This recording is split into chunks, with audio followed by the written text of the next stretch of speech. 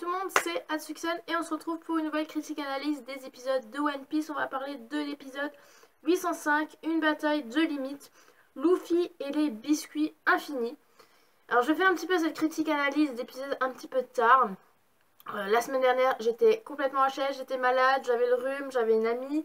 Du coup, vu que j'avais très mal dormi, et bah on va dire que cette semaine, tous les soirs, je me suis endormie comme une grosse merde. Dans mon lit, j'étais complètement crevée. Maintenant que j'ai repris le boulot, je me lève, il est 6h, je pars à 6h30 pour être à 7h au boulot. Et encore là, c'est quand j'ai pas les routes verglacées et tout ça, parce que sinon ça va être réveil à 5h30 pour partir à 6h, 6h15 à peu près, être à 7h là-bas pour être sûre. Et je rentre, il est 19h, je fais des journées de taré. Donc voilà.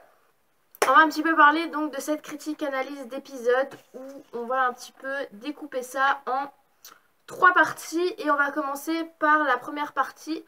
C'est tout simplement encore une fois un petit peu le Germa, la suite de ce qu'on avait eu la semaine d'avant.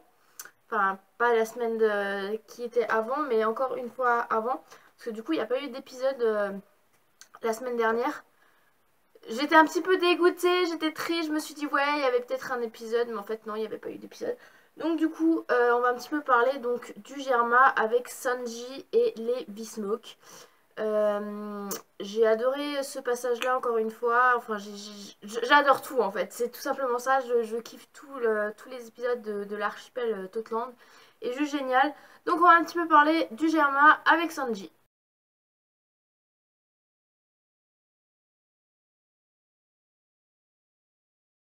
Dans l'épisode 804, à la fin, on avait vu donc Sanji qui s'était fait juste latter la gueule par ses frères. Et là, justement, on le voit par terre, enfin, complètement, s'est fait latter la bouche. Et du coup, ses frères, en fait, ils commencent à partir. Et dès que ses frères, ils partent, en fait, on a les gardes scientifiques, soldats, je sais pas comment on peut dire ça, mais en tout cas ceux qui sont dans le sous-sol où ils créent leurs soldats, en fait il va essayer de venir en aide à Sanji, savoir s'il est conscient ou pas, enfin. Et on voit après justement Reiju qui arrive et qui leur demande gentiment de dégager. Les scientifiques lui disent mais non, écoutez, on va s'en charger, vous inquiétez pas. C'est notre travail, c'est pas à vous, vous êtes des rois et des reines. Enfin, vous êtes les Bismok, quoi, y a pas de souci, nous on s'en charge. Et on la voit commencer à s'énerver en disant c'est pas votre problème, je m'en occupe, c'est moi qui m'en charge, donc allez-vous-en. Donc, ben, justement, Reiju s'occupe donc de Sanji gentiment et tout. On voit donc Sanji qui est complètement gonflé de partout au visage, et on voit Reiju qui lui dit écoute, tu vas pas voir quand même ta fiancée dans cet état, je vais te poser un masque, attention, ça va pas être très agréable. Et en fait, quand Sanji pose son masque, en fait au début il se dit oh ça va, et ensuite on va voir qu'il y a plein d'étincelles de partout sur son masque, et on va voir qu'il commence à être à se torturer de partout comme une limace, parce que du coup ça fait trop mal. Et à la fin en fait le résultat est vachement sympa, parce que en fait à la fin Sanji redevient complètement normal, on voit plus ses gonflements. Donc j'imagine que quand on enlève le masque, bah, tout simplement les gonflements reviennent. Ça va peut-être lui faire un nouveau mal s'il enlève ce masque, mais en tout cas Reiju lui a dit écoute, ne l'enlève pas au moins jusqu'à que tu vois ta fiancée, enfin voilà, enfin tout le blablatage quoi. Et Reiju lui dit encore une fois de plus je ne compte pas t'aider à t'enfuir une deuxième fois. Tu es venu de ton plein gré pour celle-ci. Donc du coup, tu t'en charges tout seul. Moi, je n'ai rien à voir là-dedans. Je t'ai aidé quand on était petit. Maintenant, tu t'en charges. Et elle va aussi lui demander tout simplement d'où lui vient son côté gentleman envers les femmes, quand justement Niji voulait balancer donc l'assiette de son repas à la cuisinière, donc Cosette, et on avait vu donc Sanji qui dit faut pas toucher à une femme et tout ça, t'as pas honte. Et en fait tout simplement on va avoir un petit flashback en arrière quand Sanji était petit avec Zeph, donc sur le Baratie, Comme quoi, en fait, les cuisiniers et Sanji voulaient absolument une femme en tant que cuisinière. Mais Zef ne voulait pas parce qu'elle lui dit oui, mais c'est pas mon devoir. Moi, si j'ai un truc à dire, je fais avec les pieds. Coup de pied, tout ça pour qu'ils obéissent. Et c'est pas mon devoir envers une femme parce qu'il ne faut jamais toucher à une femme. C'est depuis l'ère des dinosaures que ça a été comme ça. Donc du coup, tout simplement, son côté gentleman vient tout simplement de Zef qui lui dit bah voilà c'est des traditions depuis l'ère des dinosaures qui font que il ne faut jamais faire mal à une femme. Enfin voilà. On voit un petit peu ce côté gentleman du coup d'où il l'a eu. Moi je trouve ça assez sympathique d'avoir des petits flashbacks comme ça, de savoir où et quoi, qu'est-ce qui s'est passé durant l'enfance des autres. Enfin, j'ai vraiment adoré ce petit passage parce que c'est vrai qu'avant on ne savait pas d'où venait ce côté gentleman des femmes. Bon évidemment Sanji, son côté gentleman est quand même assez exagéré, hein. Dès qu'il voit une femme il tombe éperdument amoureux. Ça je dois avouer que c'est un tout petit peu exagéré face à Sanji. Mais bon Sanji c'est Sanji, on va pas le changer et il est adorable, il est gentil. Tout ce qu'on aime, c'est Sanji, quoi. C'est ce petit côté gentleman qui fait que Sanji est juste trop génial.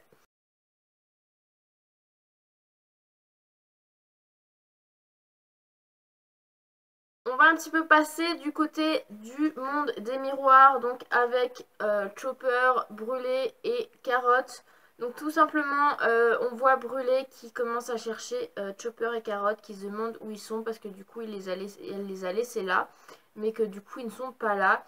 Entre temps, il y a Chopper et Carotte qui sont en train de chercher Sanji, mais qui ne le trouvent toujours pas, qui sont en train de chercher éperdument un miroir qui va vers le royaume, vers le château du Germa. Et à un moment donné, ils tombent tout simplement sur Brûlé. Brûlé apparaît dans un miroir et du coup, on voit Carotte et Chopper qui sont en train de crier de partout, qui commencent à courir de partout pour pas qu'ils se fassent choper. Et on voit Brûlé courir après eux, qui leur dit arrêtez de fuir, arrêtez de courir. Enfin voilà, c'est la petite scène un petit peu marrante du côté du monde des miroirs. Donc on voit que Chopper et Carotte vont toujours bien, qui sont toujours en train de chercher Sanji.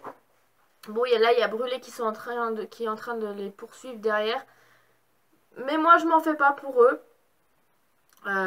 Chopper est assez maintenant efficace. Et il y a Carotte qui est avec lui.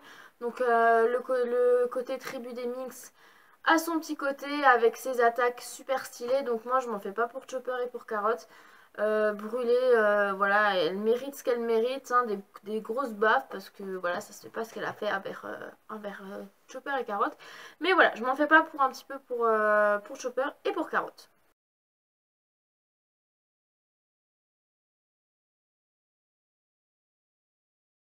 Luffy et Nami, c'est vraiment l'épisode consacré un petit peu vers eux. Donc on avait vu que la dernière fois, Cracker c'était sur le point de tuer, faire mal à Nami. Et on avait vu donc Luffy qui arrivait comme une furie et a commencé à sauver nouveau Nami parce que du coup il a récupéré ses 10 minutes. Et là, on voit Luffy qui est en train de dire à Nami, retourne auprès des homies, je m'en charge du reste. Parce que du coup, ils sont juste en train de s'enfuir. Donc du coup, on voit Nami qui se retourne, qui montre la vive carte avec son petit regard audacieux, manipulatrice aux homies. On voit les homies qui sont complètement désespérés. Voilà. Je pense qu'ils sont en train de désespérer de Nami. Mais en tout cas... ouais, donc du coup Nami retourne auprès des homies et Luffy continue à se charger donc de Crackers. Forcément il a faim. On voit donc Crackers qui commence toujours à faire apparaître donc des biscuits.